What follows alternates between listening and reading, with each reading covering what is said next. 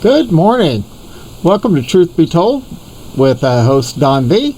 We have some interesting news reports we'd like to share with you. Before we move to that, please remember to subscribe. Most of the people who watch my videos aren't subscribers, and really helps me out, helps my channel grow. Not about the money, it's all about getting that information out and getting it out quickly. So share, like. Let's go ahead and move on to the first one here. It says, what's going on? Arizona recently processed 673,000 voter identities with the Social Security Administration, and 58% had no match found. In the last 10 weeks, Arizona has checked the voter registration credentials with the Social Security Administration, SSA, on 673,560 applicants. This is a massive volume considering most states, including Arizona, typically process around 2,500 a month. They've processed more identities in the last 2 months than they've done in the last 9 years combined. Is someone scrubbing a database or auditing federal-only voters? Good question, huh? During new voter registration, states are to verify the driver's license number against their own MVD database.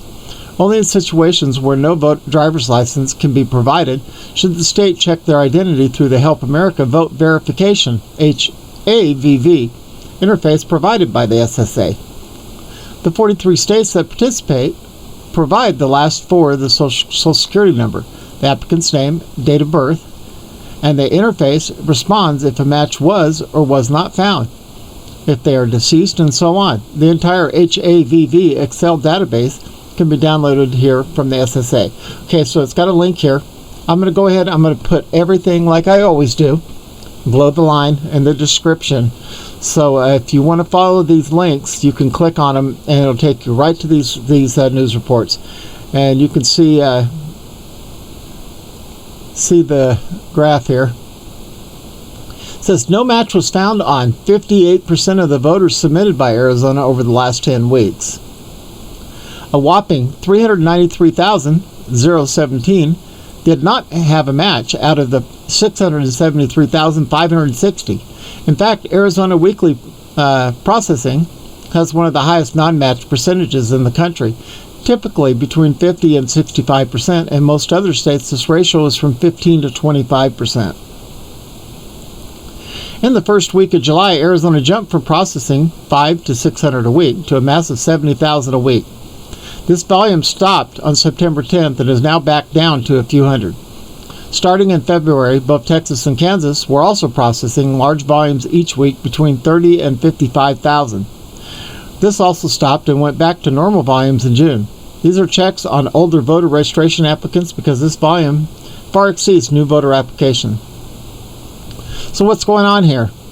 The image below shows the only 3 voter registration systems in Arizona, and many of the interfaces that include Maricopa's VRAS system, the Pima County system, and the state-based system called AVED, used by all other counties. The AVED interface processes data through the MVD because it's unclear which of these 3 voter registration systems, or possibly a commercial service, is pushing this massive number of ID verification requests to the SSA. This appears it's possible this may have been related to the audit investigation. Interesting, isn't it? Here it is right here, and it gets a breakdown. I used it for a description. Below are the weekly transactions for the past 2 years of voter identity processing by Arizona. Rarely do they ever exceed 100 requests a week until July of 2021. Wow, look at all these. Big, huge list.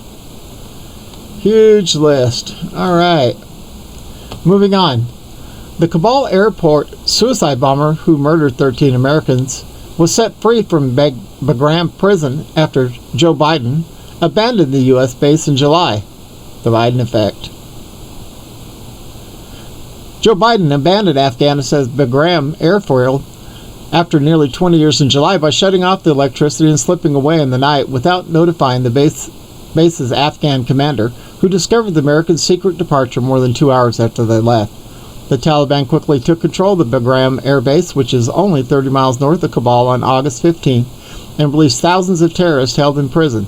The Americans and Afghans left the Taliban military equipment, uniforms, rations, and even sports drinks. Yeah, we're aware of all this.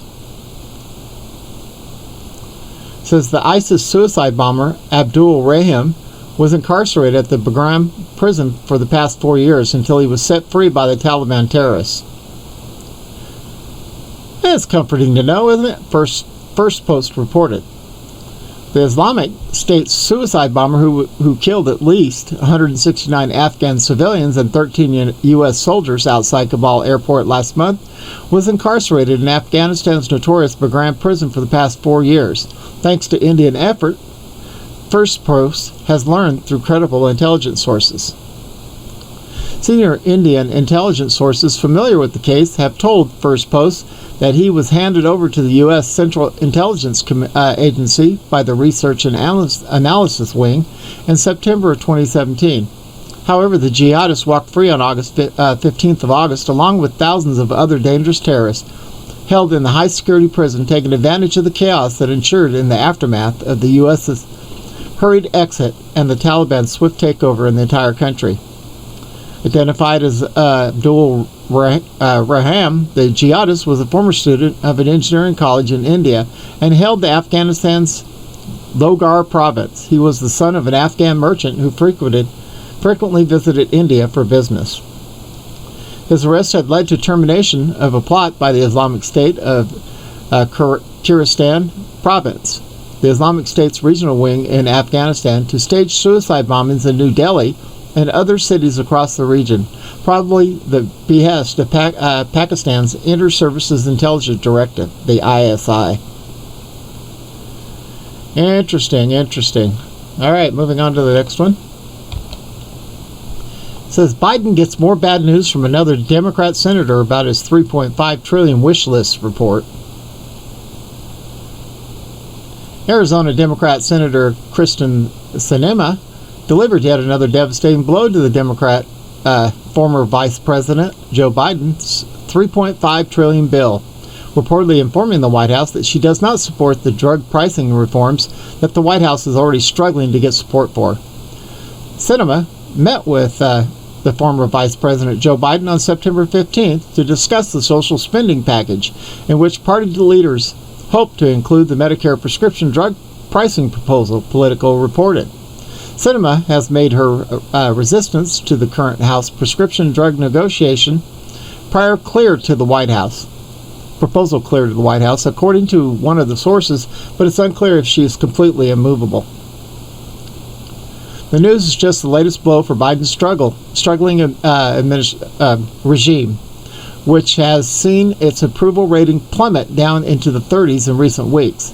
Senator Joe Manchin is signaling that he wants to delay voting on Biden's package until 2022, which could be the death blow to the legislation. Manchin is privately saying he thinks Congress should take a strategic pause until 2022 before voting on the former vice president's $3.5 trillion social spending package, Axios reported. Manchin's new timeline, if he insists on it, would disrupt the plans by House Leader Nancy Pelosi and Senate Majority Leader Chuck Schumer to vote on the budget reconciliation package this month. The report said that any delay from Manchin, who is not part of the far left wing of the Democrat Party, could imperil House passage of their separate $1.2 trillion bipartisan infrastructure bill, which Pelosi has promised to pass by September 27th. Interesting, guys. Well, if you want to see the whole report, be sure to check the links below. Well, hope everybody has a wonderful Monday. We're broadcasting under Sunday skies. Looks like we're going to be about 80 today. Woohoo! Take that. Here's some good news out there. Been hearing that a certain group surrendered to DJT. Don't know if it's true or not. Still looking for any evidence of that. Look to see some really good things by Friday when they release what happened in Arizona. At any rate, everybody have a wonderful day. This is Don V with Truth Be Told, and we are out of here.